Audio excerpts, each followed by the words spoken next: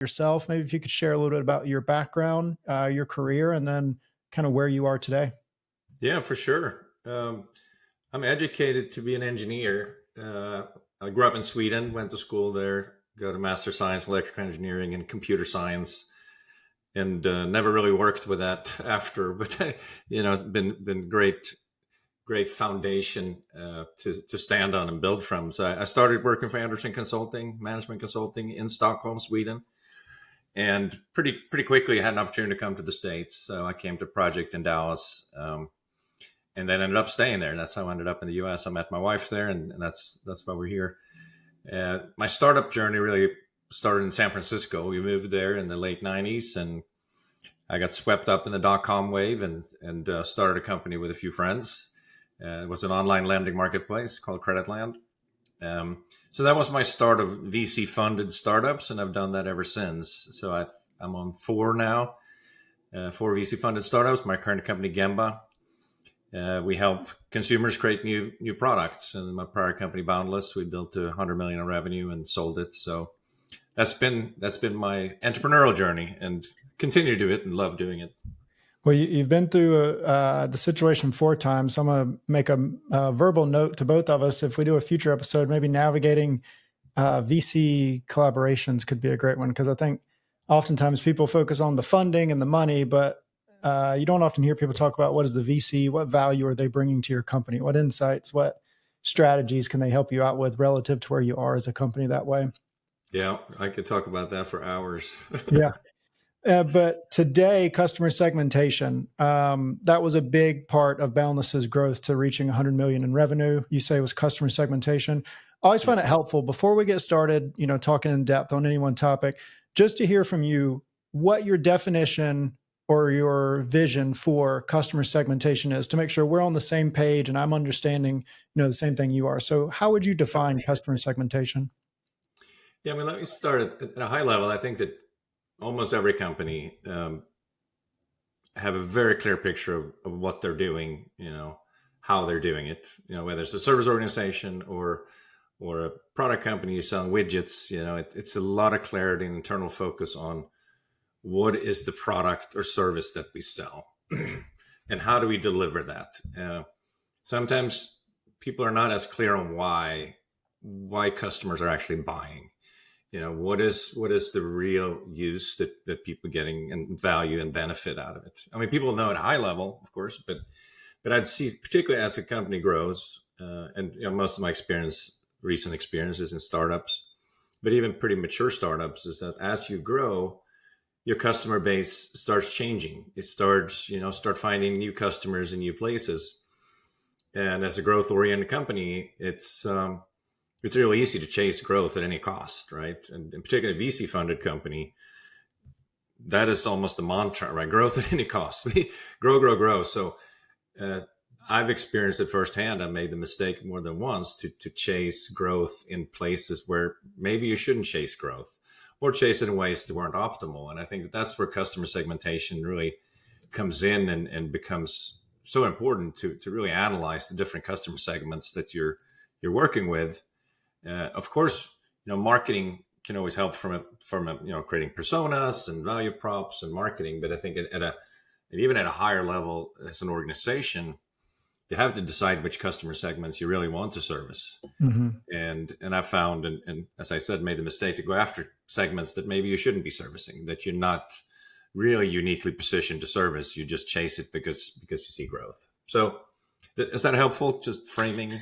It is. And just to kind of follow up with a question on that, just to make sure I'm on the same page with you, when you say personas and from the marketing perspective, there's that. So, you could say female demographic, age 45 plus, or a B2B version. You could say, CEOs of SaaS companies or whatever it may be. But what are your criteria for defining customer segments? Yeah. So to me, a customer segment is, it's often at a high level is a specific type of company, mm-hmm. right? And that's often defined by, size and industry and things like that. I think that the persona is at a more granular level, right? Inside that type of company, who are the different people?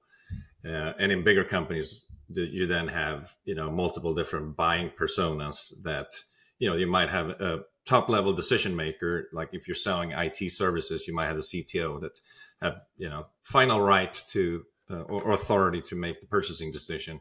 But you're also going to have to sell into several different other personas, the head of IT, or, the head of SaaS or software and security and stuff like that. So in bigger companies, you may have multiple different personas within one type of customer. But yeah, when I say segments, it's typically around a market segment, which, in my background, mostly has been around, specific, you're in an industry or multiple different industry segment. But even more important, I'd say, is the size of the company, the size of the organization, because that's where I see often that your organization is typically, wherever it starts, it's organized to sell to a certain type of organization. And, I can use Boundless as an example where we started selling at a certain segment, had an opportunity to sell to, larger organizations, and sort of how we found our way through that and what we decided in the end. Yeah. And I would love to hear from the very beginning, let's say you're starting at Boundless, you're coming into the situation. How do you figure out that you need to focus on customer segmentation? I guess a better question for that would be, how are you analyzing that what has already been done isn't meeting standard that needs to be done for customer segmentation? And then I'm a process person, so this sounds like there could be a process to this, but what's the general process looking like as you're going through and starting to figure out your customer segments? Yeah. Yeah, Boundless, it was interesting. And I think that this happens in a lot of startups too, that just by necessity, you have some insight that your solution can deliver value to a certain type of customer, right? So typically you start with a small number of customers that are probably pretty coherent or similar in type. And you gain some success from that. And I think this is true probably in larger companies too, as you go through a new market segment or selling a new product. But then, and at Boundless, that was, we realized that there was, a very fragmented industry. This was the industry of promotional products, people selling swag premiums to corporations. Mm-hmm. And it's a $20 billion industry, but nobody had more than 3% market share. So we saw that, wow, there's a massive opportunity here. And nobody's using technology in smart ways. So we started really as almost an aggregation play to say, hey, we're going to create a software platform for these sellers and make it easy for them to buy the stuff they sell, to customize the products they sell, and for them to interact with their customers. So we developed a tool set and had a lot of success. We started growing and signed up, dozens and eventually hundreds of these representatives that were selling on behalf of Boundless, either under their own brand or under our brand. What was really interesting is that we, once they came on board, they used to be sort of a, truck schlepping salesman that drives around and meets with people and show them samples and things like that. So for the first time, they had this platform and they could interact with customers in a very professional way. We provided them a CRM so they could interact with those folks. And what we started seeing is that, and you now call it product-led growth, right? That we had the ability to, for the first time ever, give these buyers an online platform where they could manage their orders. They could, receive quotes and order samples and things like that. So what we saw almost accidentally was that they started connecting with other buyers in their organization.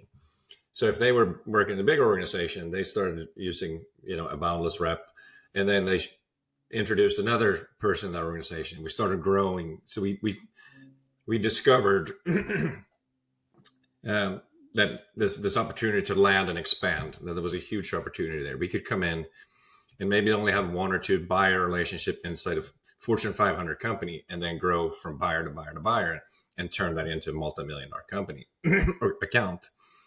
So that was, great. And that gave us much more reason to recruit or, retain these independent sales professionals, because we had this unique value proposition. Hey, you come in and start using the Boundless platform, we're going to give you tools that allow you to expand your relationships from one single buyer to the whole organization. So that was really what fueled us over the first, I'd say 6 years, rapid growth, and VC funded, and everything was great. Then we hit the recession, and we started looking at, okay, things are slowing down. How can we accelerate growth again? And that's where I think we started making some mistakes, maybe from customer segmentation perspective. But I'll pause there. Does that make sense so far? It does. And I think, it's very interesting. This is one thing that we've talked about as an agency when we do our creative services is, you can want to sell to the Fortune 500, the enterprise companies, but your communication, your delivery tactics, your quantities, just because an agency is selling things to a sub $5 million a year brand doesn't mean you could also then quickly sell things to a $500 million a year brand, because it requires so much different things with it. And it's probably even more complex when there has to be tech or SaaS involved, because you have to build based off of that instead of just changing service deliverables. Yeah, no, you're absolutely right. You're seeing what happened next. So the next chapter in the Boundless stories that we're starting to look at our customer base. We're seeing that, we have million-dollar accounts, multi-million-dollar accounts. These accounts are much more profitable than the little guys. So why don't we just create this enterprise sales force and go sell to bigger accounts? And to the point you just made, that was a completely different sell that we weren't really prepared for. We could service those bigger accounts, but the way we won them was organic, buyer to buyer, bottoms up. And when we try to go top down, we just weren't equipped to do that. We didn't have the pitch, we didn't have the team, and we made a valiant effort for a couple of years. But you go into a Fortune 500 company, compete for a $10 million account. There's some stiff competition, and there's some people that have done it for a long time, and they take the buyers to play golf and invite them to the Super Bowl and stuff like that. And we just weren't equipped to do that. And then also what we noticed that, if you come in from the top like that, you're dealing with procurement, and procurement's going to negotiate a contract where you have a fixed margins. And so in the few occasions where we actually won an account, it turned out to be much less profitable than the old way of doing things. Because, when we grew organically, there was no organization-wide contract or, cost plus type agreement. So those accounts were highly profitable versus the other ones cost more to acquire, and then they weren't that profitable in the end anyway. And there was huge requirements on service. People wanted to be able to pick up the phone and get free samples and all that stuff.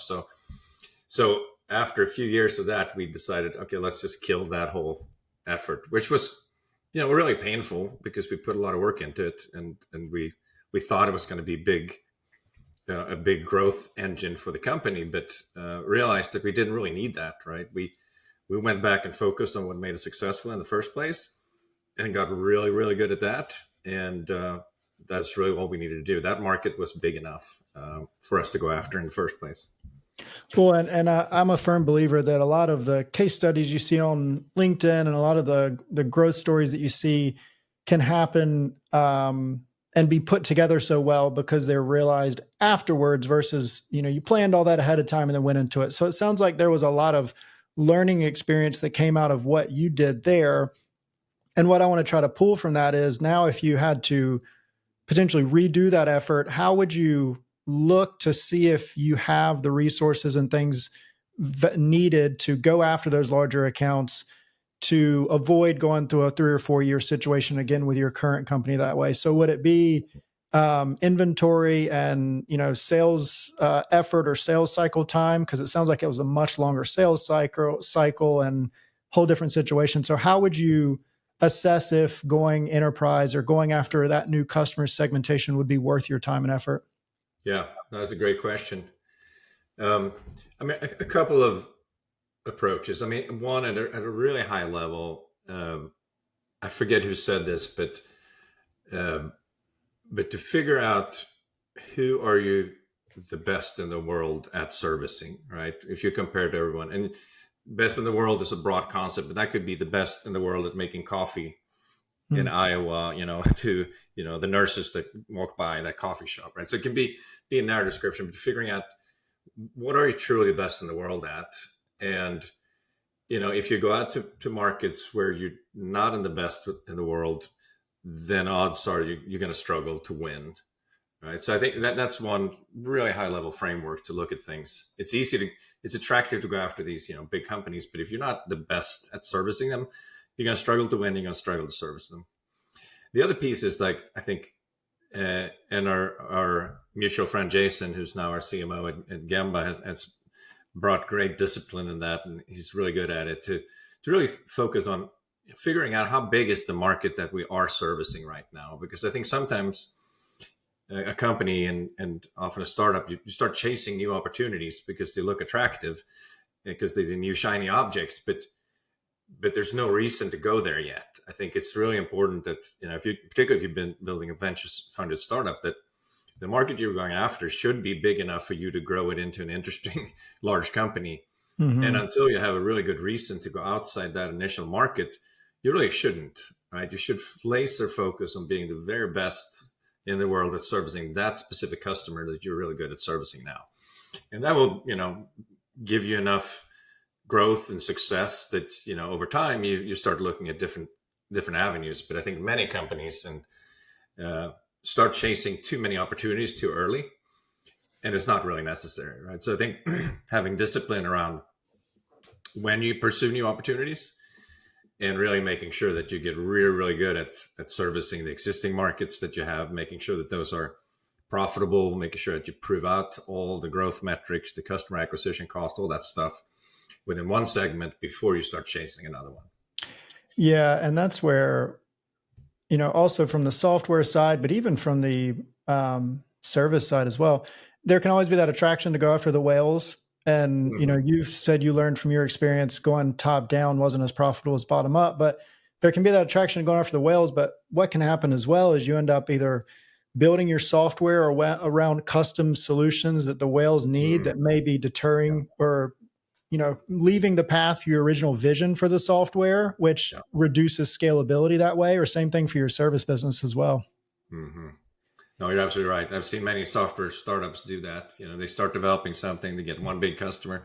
That customer starts asking for customizations and things like that, and suddenly you're building a solution for a customer segment of one. Yeah, and then they leave, and then you're back to the drawing board that way. Yeah. Well, and another, you mentioned Jason came in and he's been providing good insights. He's fresh eyes to the company, right? So he's providing fresh insights that way. Kind of segueing into your current company. Is, the idea of having past experience to lead decisions, but also bringing in consultants or new hires to bring in fresh perspective that way. And it sounds, from my understanding that Jason has explained about your company and that you have as well, that Gemba is a great opportunity for D2C brands to have consultation to navigate the dark room or to navigate the dark waters of product procurement, product sourcing, product ideation. So just kind of tell me a little bit about that. Yeah, I mean, the idea of Gemba was really conceived while at the Boundless, my prior company, because we started doing some custom product development for bigger customers. I traveled overseas. I went visited factories in China and other places, and started seeing how many companies fail when they try to create new products. It's one thing to go buy stuff on Alibaba or just put your logo on an existing product. But when you try to go through real product development and develop a new consumer product, there's a lot of things can go wrong. And unfortunately, most of the times something goes wrong and that product journey is a failure. And for an SMB, that, failure on a product development journey can be fatal. It can be the end of business. So that was part of what inspired the idea of Gemba, to make it possible for any company almost of any size to develop new consumer products as if they were a real pro, as if they had, industrial designers, electrical engineers, mechanical engineers, as if they had a full supply chain department that could help them find and work with factories, have local representation, feet on the street, wherever that factory might be, and access to expert QC, quality control, compliance, logistics, all that stuff. So that was the premise of Gemba, and that's what we've been able to do, to put all that under one umbrella, so that even a small company that has a new idea of a new product, even if it's fairly complex, can come to Gemba and we'll connect them all the right resources And on our proprietary software platform, they can manage that project all the way from concept to finished product on the shelf. And your business is modeled around long-term success of your customer and their growth, right? It's not like a super hefty upfront fee and then, taking equity to kind of loop them in, but you really just focus on helping them build a good product and then relying on them being able to grow their business from a marketing perspective, and you can handle that production perspective. Yeah. Exactly. Yeah. We're completely transparent. A lot of sourcing agents out there will try to shield you and they don't want you to talk to the factory. Gamba is a completely open platform.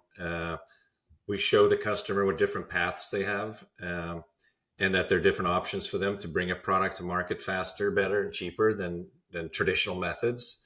And in the end, they talk directly to the factory. They get price quotes directly to the factory. So there's no hidden fees or anything like that. And one thing that we do that, we call it D2M, direct to manufacturer, where we allow we start not from scratch, not with a blank canvas. So if somebody has a new product idea, the traditional method is to go to a design agency and spend weeks or months and tens of thousands of dollars of coming up with a design. Kind of how you build a house. You create the detailed architecture before you go build a house. And that's a lengthy process. And then you go try to source that, try to find a factory that can make that exact product. And now the factories have to try to figure out how to make your vision become a reality. And that takes a long time and it's costly. And often you have to develop new tooling and machining. That's the traditional path. It costs tens of thousands of dollars on the low end and takes 9-12 months. So what we do at Gamba is that we use research and data. We run algorithms to assess what do consumers like and don't like about existing products. Then we bring in designers to turn those insights into product designs. And then very quickly, within days or weeks, we go to factories that make those kind of products and see what's feasible, what based on existing capabilities of those factories, can they implement some version of that product? And then we iterate very quickly. So within weeks, you may have a product design that a factory can make, and for very low cost, much lower risk. So that's a key differentiator for Gamba. We can really help folks develop products better, faster, and cheaper than traditional methods. No, that sounds great. And, we always wrap up the end of each episode with 3 rapid fire questions. Haven't shared them with you before, so we'll get your off the cuff answers here. If you had to summarize everything we discussed today into a marketing mindset, what mindset should business owners or marketers have when it comes to customer segmentation?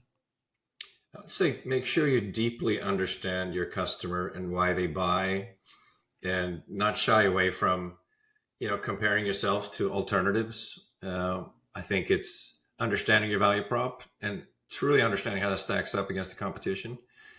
And that can be a sobering exercise sometimes. But I think that the truth, we use this again, I use it Boundless too, that within the 4 walls of this company, there are only opinions. The answers are with the customers. So I think if you don't have the answers internally, go talk to your customer, make sure you really understand the value that the customer sees from you.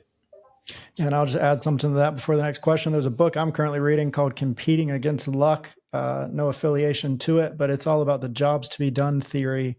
So it's talking about knowing your customer, but it's talking about knowing the job they're trying to complete by purchasing your product or purchasing your service that way, which is an interesting take on motivators. In marketing, oftentimes you hear rational and emotional motivators and life-changing events, but jobs to be done, definitely for anybody listening, is a good read there. So, and for anybody listening that's at the stage of figuring out what they'd like to do in the business, or I'll say business or marketing, realm, what role or roles do you think will have the highest demand opportunity in the next 3 to 5 years?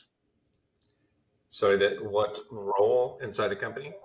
Yeah, what role or roles do you think would have the highest demand opportunity? People will be hiring for the most, freelancer or in-house, in the next 3 to 5 years? That's a great question. Right now with AI, I think everything is hard to predict. But I don't know if you're Prof Galloway fan, but he said something that stuck with me. Somebody asked him a similar question about recommendations for, somebody in the design profession. what am I going to do? Is my job going to go away? And Prof G said, you're not going to lose your job to AI. Odds are you're going to lose your job to somebody that does what you do, that understand AI. Mm. And I thought that was pretty insightful, right? I don't think us as humans are going to be replaced anytime soon, but if we don't figure out how to use these tools to accomplish what used to take us, 5 weeks and cost the customer 10 grand, we have to be willing to cannibalize ourselves and do it faster and cheaper and smarter. And I think those folks are going to be just fine, almost regardless of the role that they're in inside a company. Yeah, similar in the agency world. It was, the wave of offshoring many years ago made clients want things for cheaper. Yeah. And now with AI, they want it cheaper and faster. So you got to focus on how you can meet the customer demand that way. I mean, the creative industries are under pressure, right? I read somewhere that Netflix, the cost of producing, a show in Korea is like 1/10 or 1/5 of the cost of producing a show in Hollywood. And if shows like Squid Games or can be just as successful, it's obvious what they're going to decide to do, right? You're going to move to where you have the most opportunity to make money. Yeah, and keep pushing in that direction without a doubt. And for the last question for you here, tell us, where can listeners connect with you and learn more about you and Gemba? Yeah, please go to Gemba.com. It's GEMBAH.com. It's a Japanese word that literally translates to where value is created.